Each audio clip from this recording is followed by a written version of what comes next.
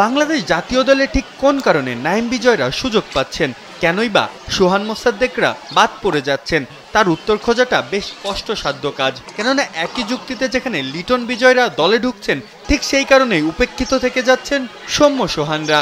কেউ ভালো করছেন এক ফরম্যাটে তো সুযোগ পেয়ে যাচ্ছেন অন্য আরেক ফরম্যাটে। কিভাবে কোন বিবেচনায় যে দল সাজাচ্ছে বিসিবি সেটিই ধরতে পারাটা যেন এখন বেশ বড় চ্যালেঞ্জ। হযবরল অবস্থাতেই যেন ঘোষণা করা হলো টাইগারদের শ্রীলঙ্কার বিপক্ষে ওয়ানডে স্কোয়াড।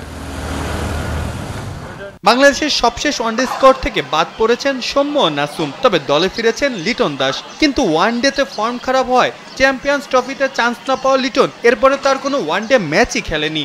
তাহলে কোন পারফরমেন্সের সুবাদে দলে ফিরলেন তিনি? লিটনকে নিয়ে টি-20তে ভবিষ্যতের পরিকল্পনা থাকায় তাকে ওয়ানডেতে সুযোগ দেওয়া হচ্ছে, এমনটাই দাবি প্রধান নির্বাচকের। কিন্তু সৌম্য তাহলে নির্বাচকের চাওয়া অনুসারে নিজেকে প্রমাণটা করবেন কোথায়? ঘরোয়া ক্রিকেটেই কি সবশেষ 50 ওভার ভিত্তিক ঘরোয়া টুর্নামেন্ট ডিপিএল যে লিটন থেকে রানে স্ট্রাইক রেটে গড়ে সবখানেই এগিয়ে সৌম্য।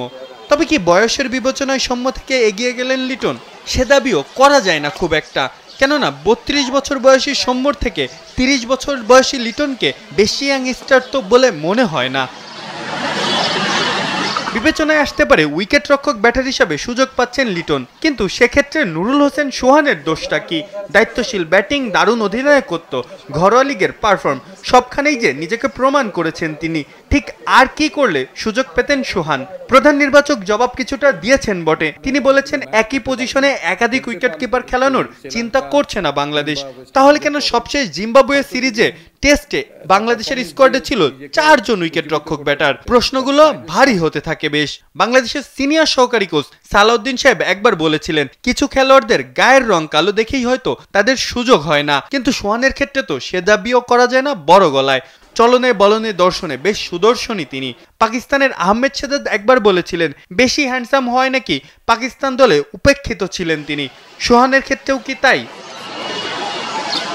তবে ডিপিএল এ ভালো করেই আবার দলে ফিরেছেন নাইম। তার অ্যাপ্রোচ আর খেলা তাকে দলের তৃতীয় ওপেনার হিসেবে বিবেচনায় রাখতে সাহায্য করেছে নির্বাচকদের। কিন্তু সেই একই ডিপিএল এ রেকর্ডের বন্যা বইয়া দেওয়া আনামুল কেন নেই তাহলে ওয়ানডে দলে? সাদা বলে ভালো করায় ডাক পেয়েছিলেন আবার তিনি লাল বলে, সেখানে 3 টেস্টে ব্যর্থ হয় ওয়ানডে দল থেকেও হয়তো ছিটকে গেলেন এনামুল।